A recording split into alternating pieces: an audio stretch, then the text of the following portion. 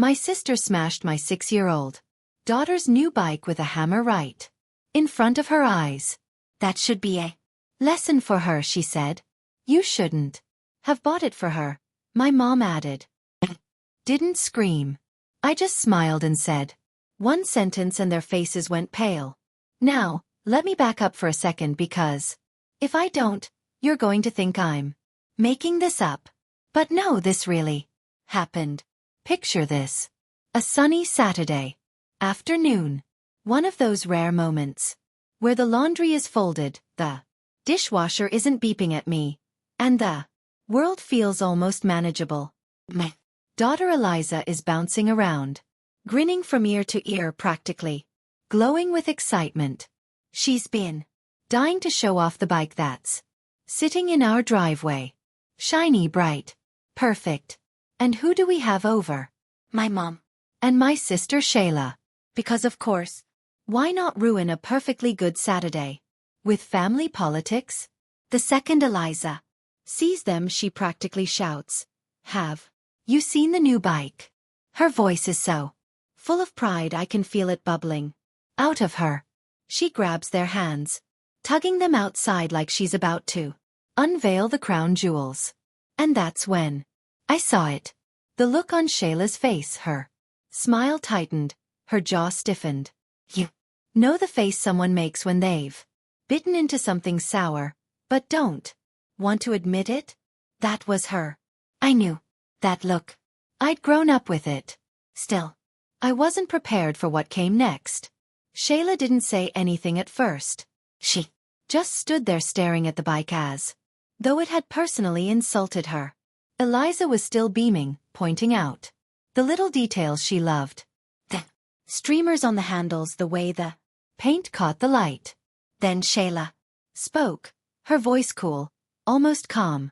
Let me show you what I think about this. And before I could even process what she meant, she turned on her heel, walked into my house and came back out holding a hammer. A hammer? Now let me tell you, in moments like this you don't actually believe what you're seeing. Your brain scrambles. You're thinking, surely she's not going to. She wouldn't. Oh, but she would. With one sharp swing she brought the hammer down onto the bike's frame. The sound, it was like metal screaming. Eliza's little gasp. The way her hands flew up to cover her mouth. God, I'll never forget it. Another swing. A crunch. The paint splintered. The wheel bent. I stood there frozen, watching. My body rigid, but my mind buzzing like every alarm in the world had gone off at once. And do you know what Shayla said? She didn't scream. She didn't rant. She just looked at my 6-year-old daughter, my baby, square in the eyes and said, "That should be a lesson for her." A lesson. As if teaching a child that joy can be demolished in 3 hammer strikes is a lesson worth learning. Eliza didn't cry. Not right away. She just stared at her broken treasure, her lips trembling, her little shoulders shaking. And me. I felt this icy wave wash over me. Not rage. Not yet, just shock. That's when my mom decided to weigh in. And of course, you'd expect a grandmother to scoop up her granddaughter, comfort her, maybe scold her other daughter for going full demolition mode in the driveway. But no. Instead, my mom shook her head, folded her arms and said, "You shouldn't have bought it for her. Like this was my fault." I almost laughed. I mean, the absurdity of it, standing there while my sister turned a 6-year-old's joy into scrap metal, and somehow I'm the problem. I didn't scream. I didn't cry. I didn't throw myself at Shayla or snatch the hammer from her hands. No. I stood there and I smiled because sometimes silence is the sharpest knife you've got. Shayla dropped the hammer onto the concrete with a clatter. She actually looked satisfied. My mom nodded, as though Shayla had just made some sort of sensible point. And me? I just smiled and said one sentence, and whatever they Expected me to do, plead, defend myself. Oh no. What I said made their faces go pale. Now you're probably dying to know what that one sentence was. And I'll tell you, but not yet. Because the truth is that moment right there in the driveway with a bike smashed into a useless heap, my sister looking smug, and my mom looking righteous. That moment didn't come out of nowhere. It was years in the making. Shayla was my little sister, 2 years younger than me, and she came into the world screaming. And honestly, I don't think she ever stopped. The difference is that when most kids scream, their parents teach them boundaries. When Shayla screamed, our parents taught me. Every tantrum of hers somehow circled back to being my fault. She didn't get the toy she wanted. Why didn't you let her have yours, Catherine? She lost a game. Why couldn't you just let her win? You know how sensitive she is. She broke something. Why did you make her so upset? She threw it. By the time I was 10, I could have run a crash course on walking on eggshells. My mom's favorite line was, "Don't upset your sister," which was hilarious because Shayla could be upset by literally anything. There was this one time. I still remember it like it was yesterday. I saved up my allowance to buy her a little necklace. Cheap but cute. I thought I was being a good big sister. She opened it, saw it wasn't pink, but blue, shrieked like I had handed her a dead rat, and snapped the chain in half. My mom didn't scold her. She turned to me and said, "You." No, she wanted pink. Why would you get blue? That was my childhood in a nutshell. Shayla smashed things. I got blamed. Fast forward a couple decades. And guess what? Some things never change. I studied law, worked my way through long nights, and eventually built a decent career. It paid off.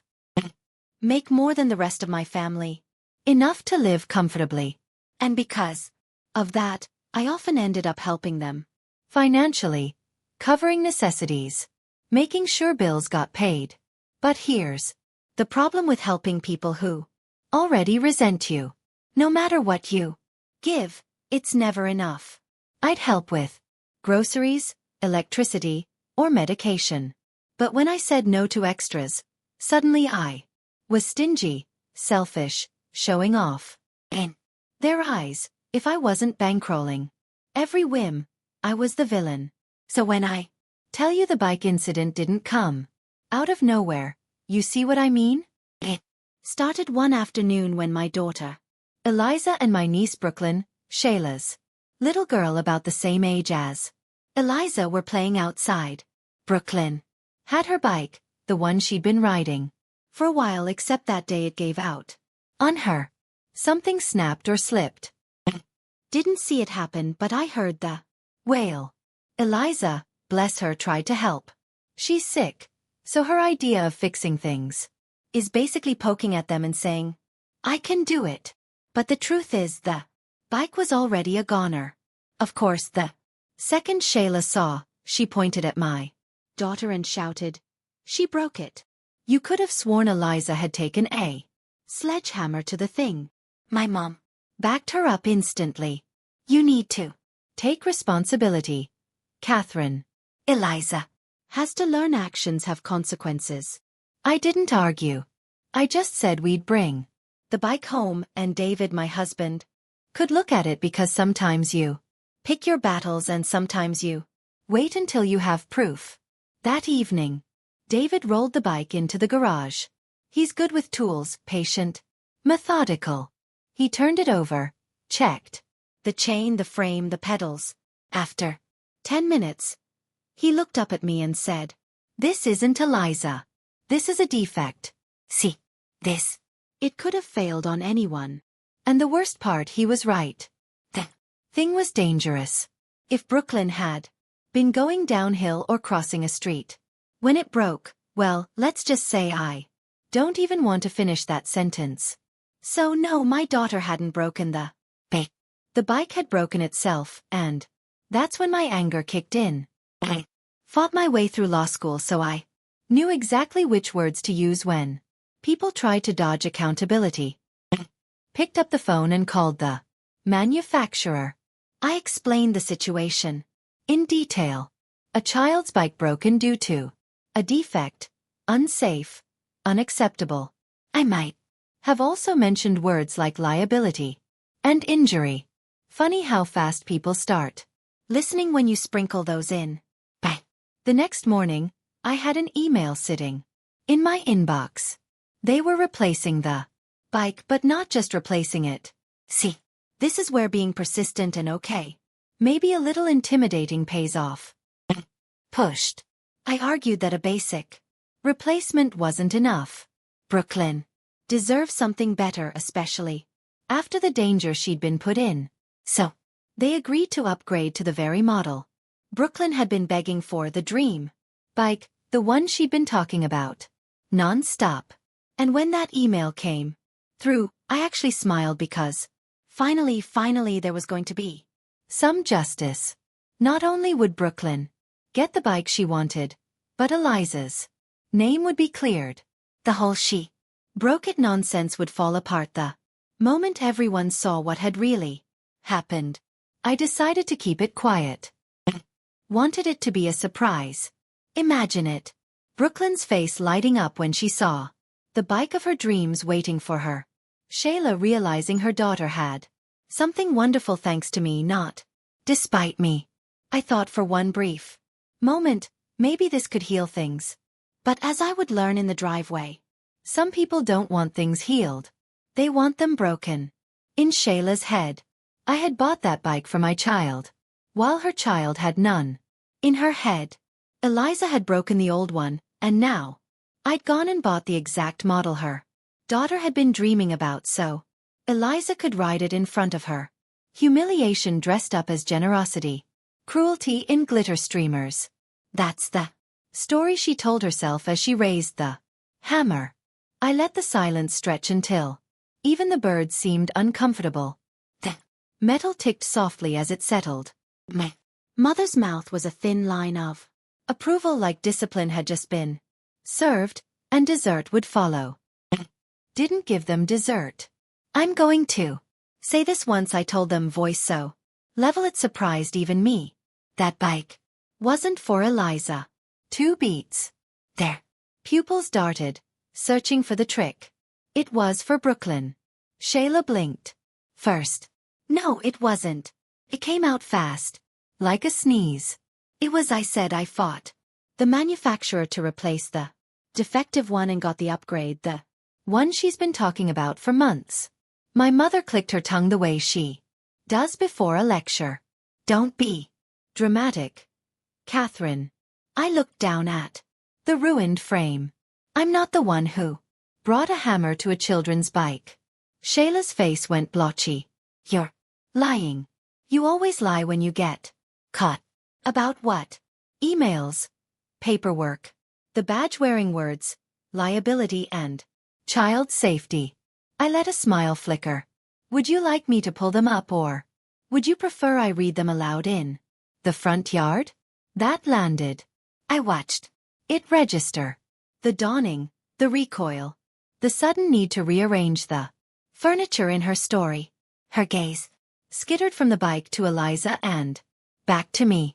You expect me to believe you do something like that for my kid? No, I said. I expect you to regret what you just did. Eliza's hand found the back of my leg, small, warm, steady. I covered it with mine. I didn't look down. Didn't want her to see my eyes yet. Not like this. My mother stepped forward as if sheer proximity could reshape reality. Catherine, there's no need to humiliate your sister. You can fix this. Claim insurance. Say it was a misunderstanding. And the part where a grown woman destroyed a 6-year-old's joy on purpose, I asked. Do we classify that under misunderstanding or teachable moment? Shayla folded her arms so tightly her knuckles went white. It was a moment, she sniffed. People have moments. Kitchen crying is a moment, I said. This was a demolition project. Watch your tone, my mother snapped as if tone had been the weapon here. I let the quiet fall again. It had weight now. You could set a glass on it. Leave, I said. Shayla laughed, a sharp, disbelieving bark. Leave what? My house, I said, and after that my life. They stared at me. Like I had announced I was moving to Mars. My mother's hand fluttered up, fingers clutching pearls that weren't there. Don't be ridiculous. We're family. That word, I said, doesn't mean what you use it to mean. Shayla's eyes narrowed. You don't mean it. I kept my voice even. I do. She took a step toward Eliza. I shifted, instinctive, one hand, easing my daughter behind me. David had been quiet up to now. You know that stillness some men have that can feel like a room remembering its shape.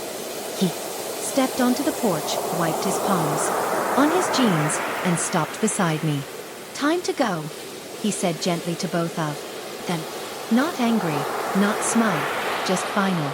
David, my mother tried talk sense into your wife. I am, he said. And there it was, a door closing without slamming. Shayla looked past us into the hallway, as if the right words might yet be hanging on a coat hook. You can't do this, she said. We're your family. We help each other. You brought a hammer too. My child's joy, I said. Help has exited the chat. For a second something shifted in her expression. Fear or comprehension? I couldn't tell. Then she rounded on me again. Desperate. We can fix it. We can just say it was an accident. No one needs to know. Eliza knows, I said. I know. You know. Tilted my head at the street.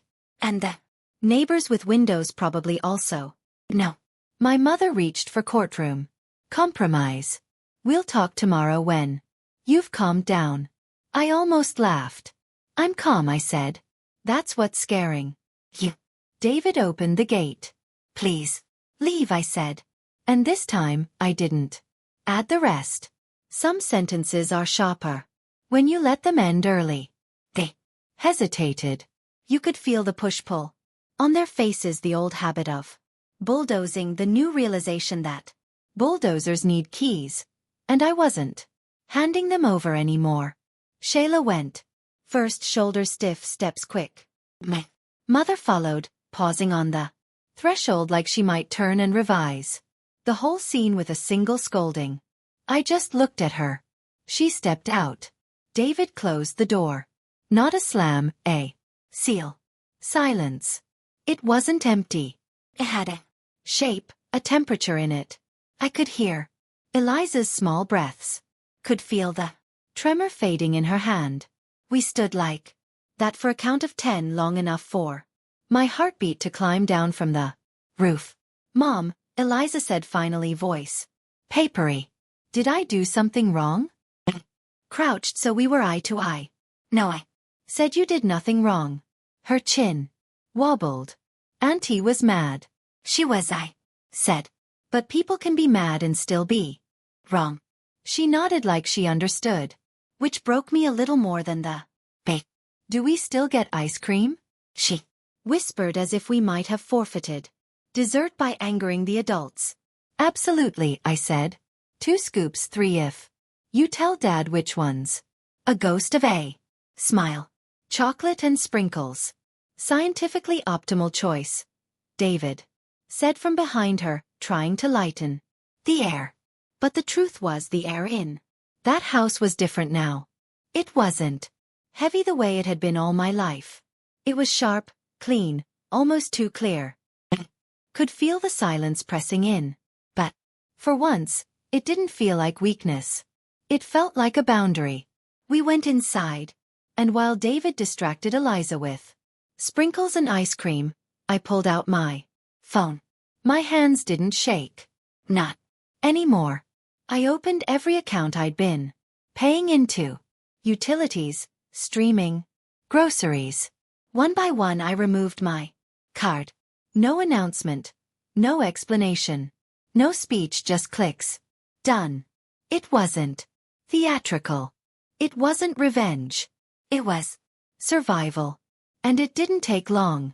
Because while I was rinsing the bowls, and Eliza was crunching sprinkles between her teeth, my phone lit up. Again. This time it wasn't just messages. It was a call. Mom then. Shayla, then Mom again. I didn't pick up, but I read the preview of one text. And it was enough. We just got a notice. Your card was removed from the account. Why would you do this? Add it back. They knew. Another came seconds later. What are you playing at? This is petty. Put the card back right now. I stared at the screen, at the desperation leaking through their words. Funny how fast people go from righteous to begging when the faucet shuts off. David glanced over. You don't have to answer. I know. I slid the phone face down on the counter, but the buzzing didn't stop. Call after call, text after text, like they could pound their way back into my life through sheer persistence. One finally came through with enough venom that I read it twice. You'll regret this. Family is family. You can't just cut us out. That's when I smiled because, for the first time, I realized they were wrong. I had. By the next morning, the calls had slowed, but the texts hadn't. And when the buzzing finally went quiet, I should have known. It wasn't peace, it was planning. Because if my family can do one thing, it's rewrite history. The first hint was a ping from a cousin I hadn't spoken to in 6 months. Hey, sorry about the drama. I hope you and Eliza are okay. Frowned. Drama? As far as I was concerned, smashing a child's bike with a hammer was a felony, not drama. Then came the screenshots. Apparently my sister and my mom had taken their campaign online, or at least into our extended family group chat, the one that still carried the digital remains of a reunion photo from 2015. They spun the whole thing into a tragedy where they were the victims and I was the villain. According to them, Eliza broke Brooklyn's bike. I refused to help. And then this is my favorite part, I cut them off financially out of spite. No mention of the hammer. No mention of the driveway. No mention of the fact that my mom stood there nodding like a judge, handing down a sentence while my sister destroyed a 6-year-old's joy. The story was so warped it should have come with a funhouse mirror. I wanted to ignore it. I really did. But when I saw relatives chiming in, little thumbs up, emojis. Oh no, poor Brooklyn. And that's so cruel of Catherine. Something in me snapped. Because here's the thing. I can take people thinking I'm cold. I can take people thinking I'm difficult. But my daughter being painted as a spoiled brat who got rewarded after breaking someone else's bike. No, that I won't let slide. So, I didn't. I opened my security app. You know those cameras you install on your porch because you're paranoid about package thieves? Turns out sometimes they capture family meltdowns too. And there it was. Crystal clear. Shayla walking out with a hammer. Eliza's little gasp. Metal bending. Paint cracking. My mother's voice in the background blaming me. The whole ugly symphony. I downloaded the clip, trimmed nothing, and posted it right back into that family chat. No commentary, no rant, just the video in one sentence. For the record, that bike was meant for Brooklyn. Shayla destroyed it herself. This is why Brooklyn doesn't have a bike now. Then I put the phone down. I didn't have to wait long. The chat exploded like a grenade in a tin. Ken. Aunts gasping in all caps. Cousins typing WTF like they were auditioning for a new keyboard shortcut. People who had quietly believed the rewritten version suddenly had to stare the truth in the face. And the truth was wearing sweatpants and holding a hammer. Should have felt vindicated. Instead I felt tired. Because here's the thing. Once you put the truth out there, people don't thank you for it. They just pick sides louder. My mother called within an hour. I almost didn't answer, but some part of me wanted to hear what excuse she'd come up with.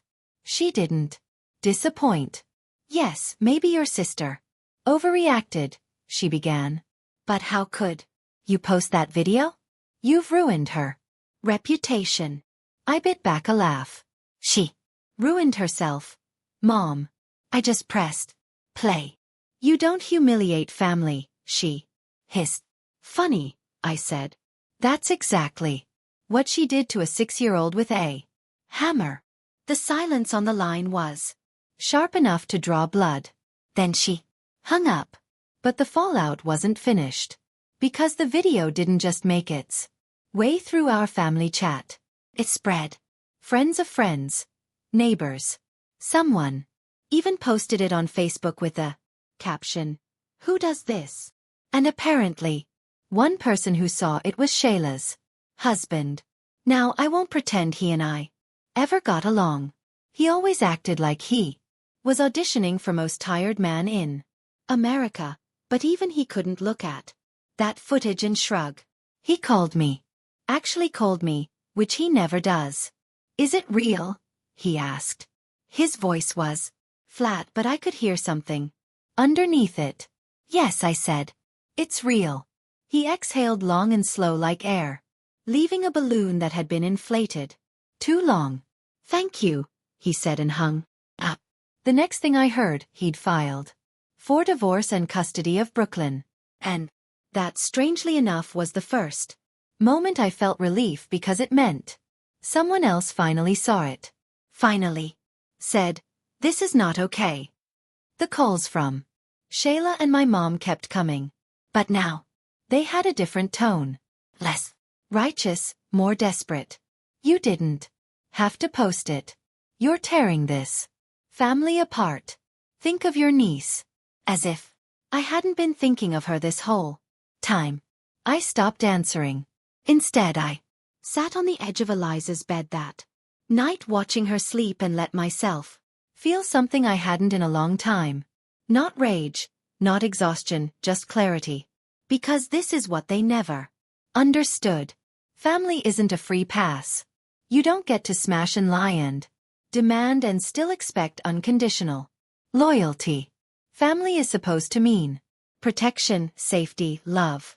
And if it doesn't, then maybe family is just another word people hide behind when they're afraid of consequences. In the end, I drew the line. Maybe for some people that's too far. For others, maybe not nearly far enough. What do you think?